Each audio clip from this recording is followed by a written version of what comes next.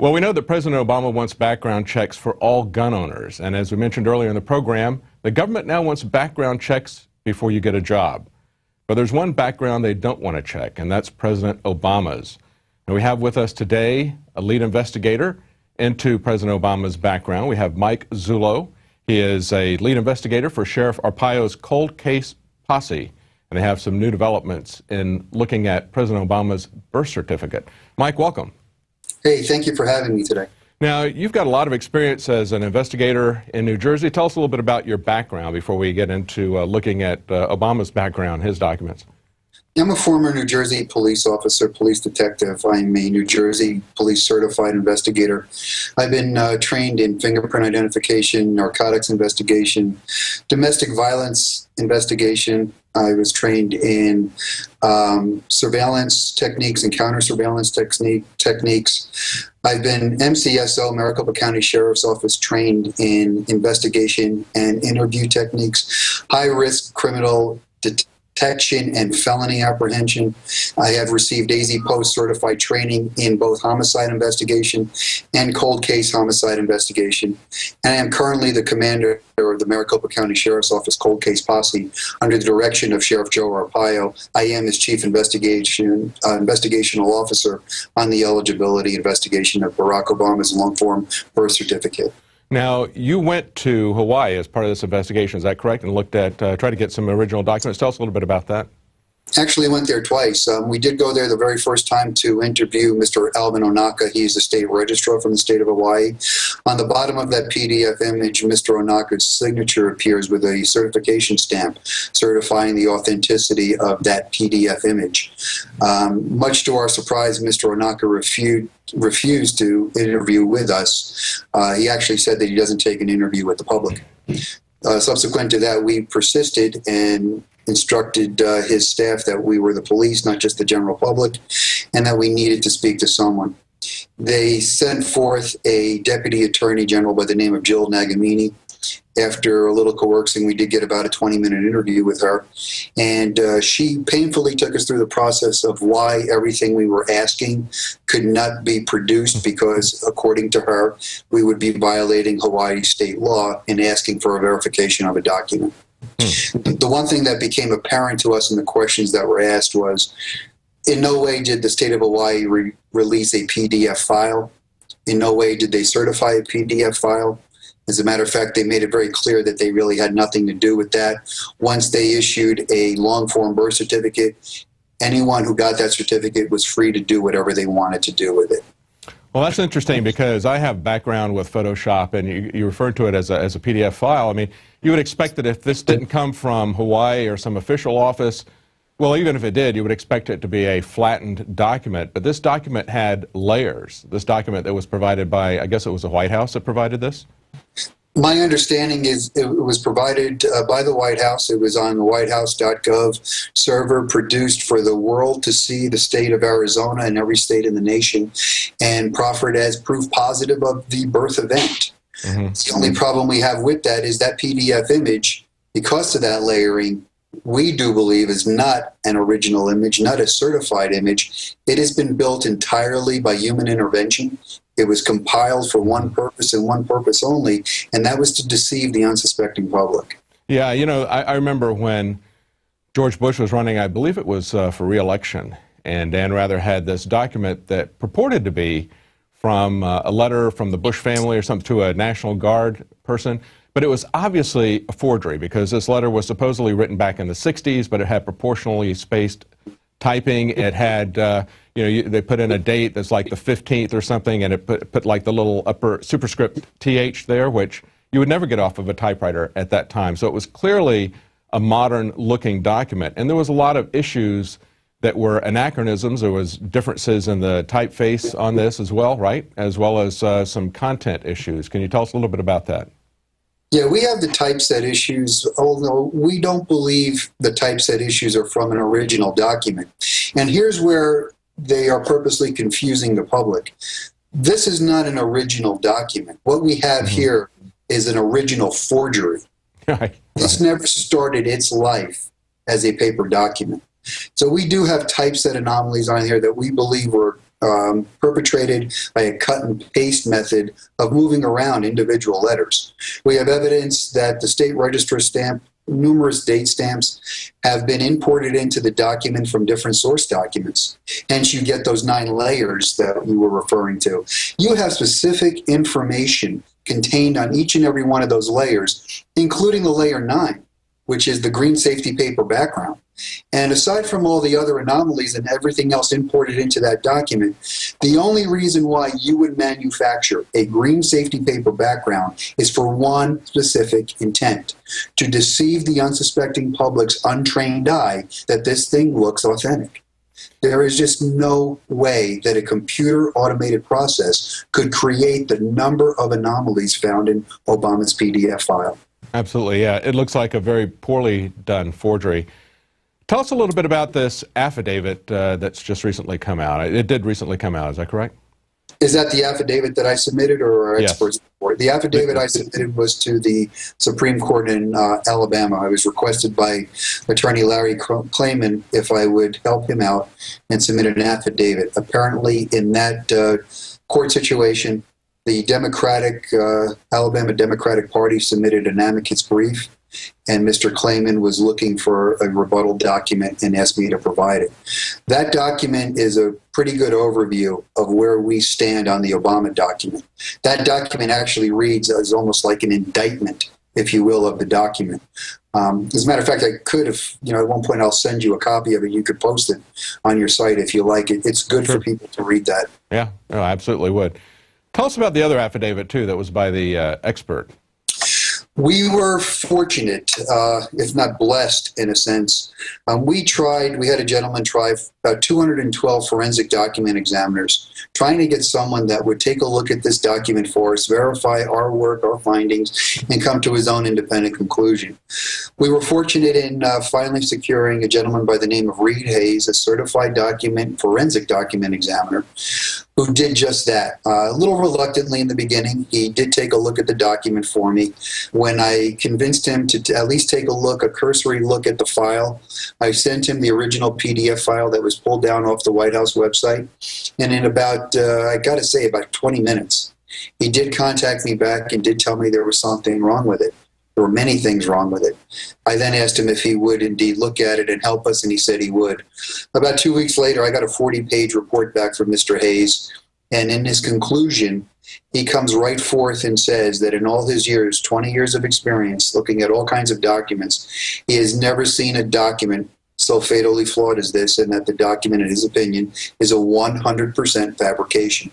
Now, this is a court-recognized forensic document examiner, has testified in numerous court cases, and as fate would have it, he even testified on behalf of Perkins Coie. Perkins Coie is the law firm that represents Mr. Obama in all eligibility issues, and is actually the same law firm that dispatched a lawyer to pick up the purported 2 certified copies of Mr. Obama's birth certificate. Wow. Now, there were some computer simulations as a part of that affidavit, weren't there? Yes, there were. There's some. Tell us a little bit about that. Well, there were screenshots in that affidavit of some of the work that we did. Now, if you're talking about the affidavit, or are you talking about his report? Well, his report. Just tell us a little bit about the computer simulations. Well, I can't go into too much about his report. His report is confidential. I've only released that last comment that he made because that really sums it up. Okay. All right. Fine. Now, there were some things that really were things, like I said, that people could see even if they weren't document experts. The multiple layers was very suspicious. There were other things, too, like the fact that it referred to his race as African American. That was very anachronistic, wasn't it? Yes, it was. Our research says that the term African, number one, is not a race identifier. Number two, the term African, to describe a race, if you will, was not used for about 20 years in the future. It was actually around the early 80s. Right. It was used. So we have no documentation that says African means anything like that. The other problem you have with that is African doesn't describe a white individual. It doesn't describe a black individual. It doesn't describe an Asian individual. It is not a race identifier. So whoever compiled the document for whatever purpose used African as the race identifier, and that was incorrect by the 1961 Vital Statistics Standards. That term for a person of color back then would have been Negro and should have appeared as Negro in that field, not African. Right. And people can verify this for themselves if they just Google this. All you have to do is look up the terms and see when African American began to be used. As you said, it wasn't even talked about really until the late 60s, 6 or 7 years after Obama was born. Up until that point, Negro and colored were used, and you can find articles, a 1967 Ebony article that talks about black versus African American. You can find a Slate report that talks about the term Negro started its decline in 1966 and was totally uncouth by the mid-1980s. So to put something like that in is another one of these anachronisms, like I said, like the typefaces and the George Bush letter, the superscript TH, things that are modern that they tried to put in a document that would be 40, 50, 60 years old. Well, that's correct. And, you know, this document, as Mr. Hayes pointed out, is so fatally flawed. You only need one item to put a document into question. That's right. That's right. But the biggest problem with this document is you could never take this PDF file, enter it into a courtroom, put it before a judge, and have a judge declare it authentic. It's impossible to do. Hawaii statutes do not provide for them to create a PDF file. It's just something that didn't come out of the state of Hawaii. That turns this into a felony. The production of this document is a felony. The possession of the document is a felony. Proffering it to people for gain is a felony. And gain being the presidential race for 2012, I believe this was released a little bit before. And there's a gain of $450,000 a year to be the president of the United States. So there's a financial aspect, compiled with this. So the document we know is not real. You cannot use that document to get a Social Security card. You couldn't use it to get a utility bill. You couldn't bring it into a courtroom. Effectively, the American people have been shown nothing relating to that birth event. And the bigger problem we have is we have no verifiable information of Mr. Obama being in the state of Hawaii before the age of 5 years old. Cannot locate anyone to come forward and say they knew Stanley Ann Dunham is pregnant. They've seen her pregnant. They took her to a hospital. Nothing. We have little instances of people saying afterwards they saw the child, but nothing before 5 years old. Well, it's not limited just to this. I mean, we see so many things coming from the Obama administration. We see the Benghazi issues. We see the IRS issues. We see so many cases where you've got officials of the Obama administration caught lying under oath. And yet, we can't look at, they're grabbing everyone's phone records at Homeland Security, and yet he's got all of his personal records sealed. His travel records, his early records, his college records, everything is sealed for this president. There's absolutely no transparency for him personally and no transparency for the administration. So given the fact that we've got Fast and Furious and we've got the IRS scandals, we've got wiretapping scandals that are magnitudes far greater than we saw with Richard Nixon when he was impeached. A lot of the same issues that Richard Nixon had. We've got illegal wars, undeclared wars. We've got, beyond that, we've got assassination drone lists that he's doing. What is the chance of any of this stuff coming together, and how does your investigation wrap up and play into this? Do you think you have a better chance of exposing his criminal actions in the birth certificate forgery than we have in some of these other scandals? Well, I think these other scandals, obviously, in severity outweigh the production of a document. However, if Congress had done their job as early as the complaints were coming in, and by the way, Alex Jones was the first video I ever saw in this document when I was assigned this case. I did a little, cruising around the internet and saw Alex taking it apart. If that was paid mind to then, maybe these other instances of outrageous violations against American people would never have happened. Absolutely. Now, we are trying, Sheriff Arpaio has maintained that this really needs to get the attention of Congress. I agree with him wholeheartedly, and we are proceeding in that venue. We do have indication that Congressman Steve Stockman from Texas is very interested, and we are trying to coordinate a meeting where I could fully debrief Mr. Stockman as to what has been going on here. Great, great. If we go back and we look at the Nixon impeachment, it wasn't a single thing. It was an overreaching pattern of behavior. And that's what we see with the Obama administration, too. You know, we see not only the wiretapping and the FBI coming after people, illegal wars, the IRS used as a weapon against political enemies. We also see the same types of things in terms of lying and changing documents that we saw under the Nixon administration. So I guess from your perspective then, if we can wrap all these together into multiple sections, that might have some weight. You think that maybe Steve Stockman, maybe some other congressman might be able to have the guts to stand up and do that? I'm hoping so. I think Steve Stockman has what it takes, and I'm hoping there's going to be others to support him. You know, going forward with this is something that has to be dealt with, though. The American people have a right to know who their president is. That's right. We have a background check or an investigation going on that we can't tell you who the man is. I mean, it's the only sitting president I know of that has 4 aliases. You know, 4 AKAs, goes by different names. I can't put him in certain places that he claims to be in his background. He could not pass a background investigation to become a deputy sheriff. He couldn't pass it for our government, to be really candid with you. Oh, yeah, absolutely. And we learned that the government does not vet a presidential candidate, nor do they vet a president-elect or the sitting president.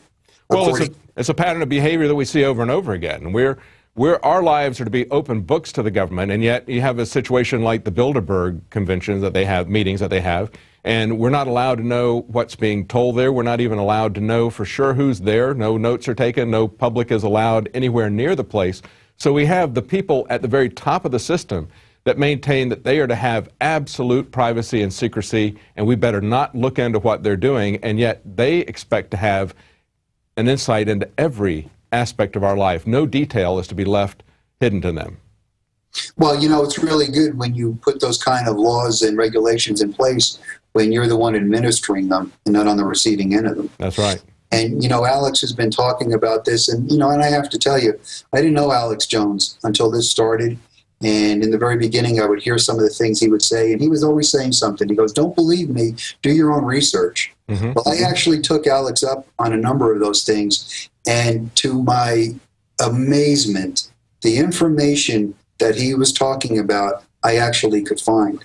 Yeah, absolutely. And, I mean, he's doing a service, and my hat is off to him. I know he takes a lot of shots, and, you know, I just hope he's real careful. You need to be really careful in this game. Well, as you know, when you come up with something that the mainstream media is not covering and nobody is talking about it, the first reaction is going to be, "Are you crazy? I don't hear this from anybody else." So just as you're having to carefully document your investigation with all the details and get expert testimony, you have to very carefully document this because you're one of the few people covering it. And we have to do that all the time. If we come out with some news that nobody else is covering, we have to link to the documents. And so, as you said, hopefully people will take a look at this. I'd like for you to send us that document that you referenced earlier, and we'll put that up along with this interview on the website, and people can look at that and investigate it for themselves. But as we said before, certain things like the fact that it's a layered document, the fact that they use a term that would not be used at the time to describe his race, those things are easily verified by people who just do their own Google search. I just typed in when African American became a popular term to be used, and I found multiple documents that would support that from a lot of different sources. So people can do their own investigation on some of these things, and as you pointed out, you don't need to catch but just one mistake like that that's fraudulent in a document to prove that it's false. But you've got a lot of different areas there, so it is riddled with issues. Well, thank you very much. Thank you. Yes, thank you very much for talking to us, and certainly hope that you can get some traction on this, that you can get a congressman to stand up and actually file articles of impeachment, because this is a serious issue. It's a serious issue when his administration lies before Congress about what they're doing, but this is also yet another case that should be looked at. Thank you very much, Mike. Thank you, sir. Thank you. Bye-bye. Well, if you want to stay current on investigations about this and the seemingly endless list of scandals coming out of the Obama administration and criminal activity, get a subscription to Prison Planet TV if you're watching this on YouTube. Just one subscription gives 10 people besides yourself access to Prison Planet TV simultaneously. It helps to support our operation, and it helps to wake people up and keep them informed. Well, that's it for tonight. We'll be back tomorrow at 7 Central, 8 p.m. Eastern.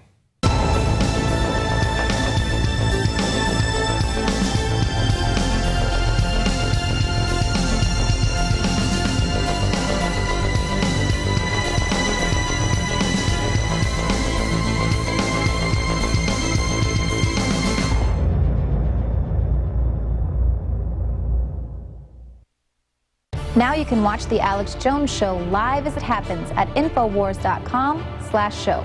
You'll find links to all of our content there and a free 15-day trial for Prison Planet TV. More than 60 movies and documentaries all in one place at Infowars.com/show.